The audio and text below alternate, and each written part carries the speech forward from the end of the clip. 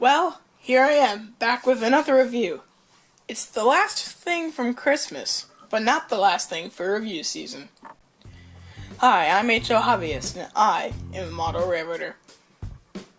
Let's get started.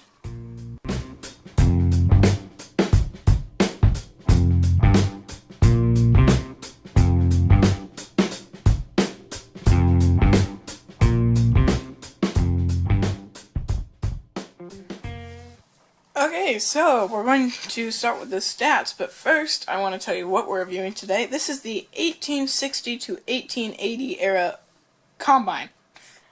Okay, so with the stats, I don't have a weight, unfortunately, because I just finished another review, and again, my batteries are still dead in my scale. They didn't magically repair themselves in the course of 2 minutes. But, yeah. So, check the description, I will put the weight there when I do have one. The MSRP is $30 for this, which is a lot cheaper than last week's $45.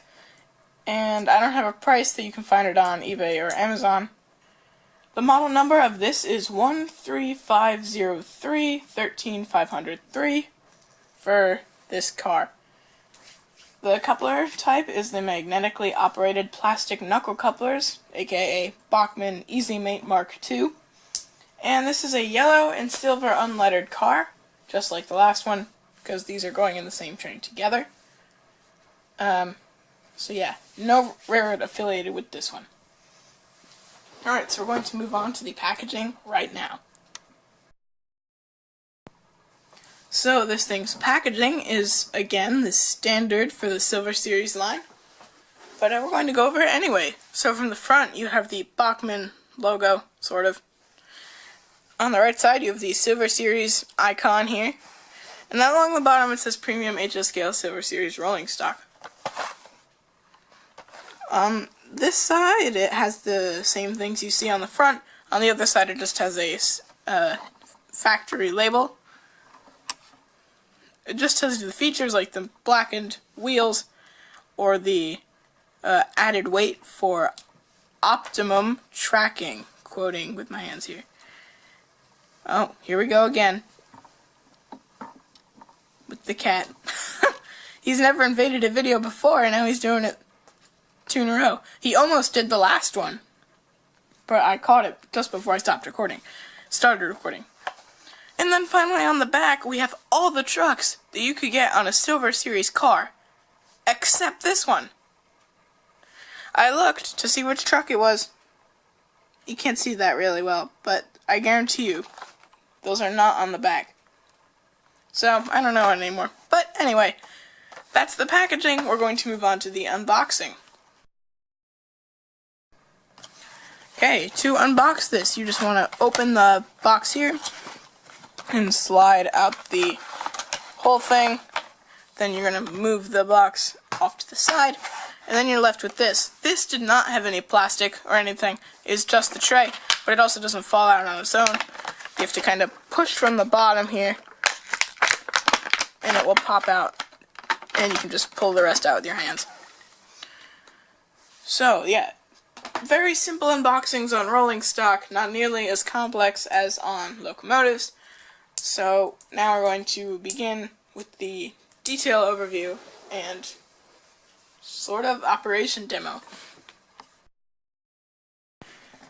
So the detailing on this overall is good. What's there is sufficient. Personally, I do not hold cars to as high a standard as I hold the locomotives, and well, mainly because the locomotives, well, first of all, they cost more, but, I mean, that's expected. But really, I think it's because what makes a train impressive is the locomotive and then all the cars. Unless a car is really meant to stick out, it's not going to drastically change the look of the train. And if you really think it's not detailed enough, you can weather it or add that kind of detailing yourself. When it comes to the detailing, my only big complaint is that there's these windows here. There's nothing behind them. It's just empty space. But it's not a big deal. I mean, it hasn't really drastically affected my opinion of the product. But yeah, anyway. You do have more fragile handrails, but I have to admit, these are not nearly as fragile as the ones on the open-sided excursion cars. This is very fragile, like I just applying a slight pressure and I'm making it bend quite a lot. For the trucks, they are pretty good looking ones. I personally really like these trucks. They have a very old look to them, which I guess is the point of the car. From the front end of the car and the other, oh no, they're different. This front end just has a door.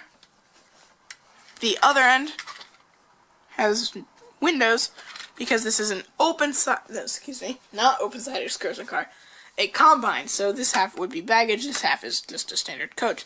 These were used on trains that were not as, it was not necessary, it would not make sense to have an entire baggage car itself. It would make more sense to just have a combine. Now in this case, I'm going to use this, theoretically use it for probably a dining car. Like there will be a little snacks set up in there.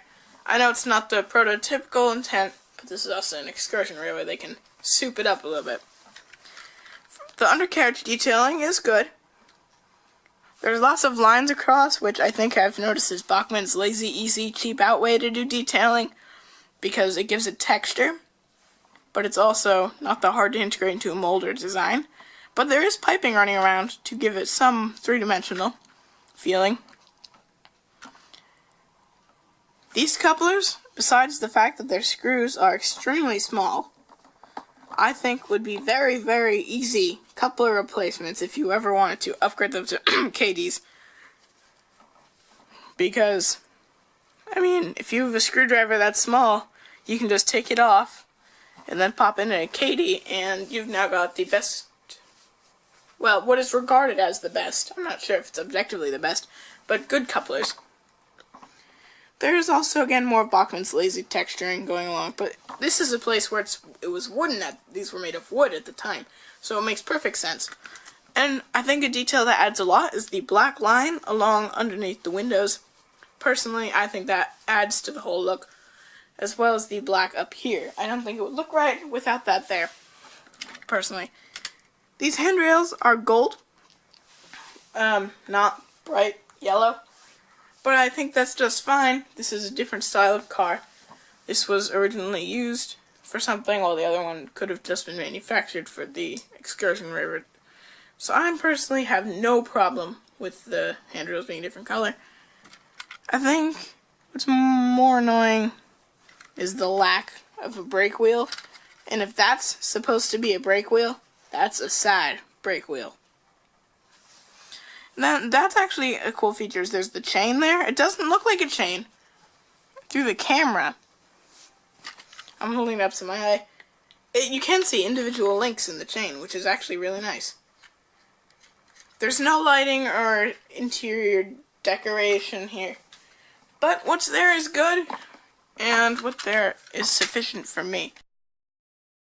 So I'm quickly railing this baby up. And now you can get the Hobbyist rolling stock demonstration.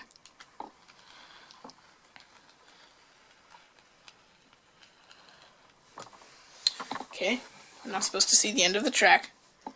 Now you'll see the other side, because this is a dual-sided car.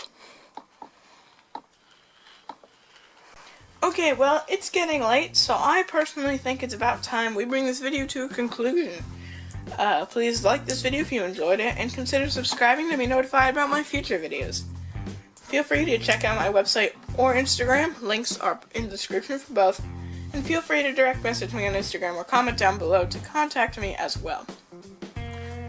Well, I've got a train to catch, so if you need me, I'll be down the Lehigh Valley Railroad.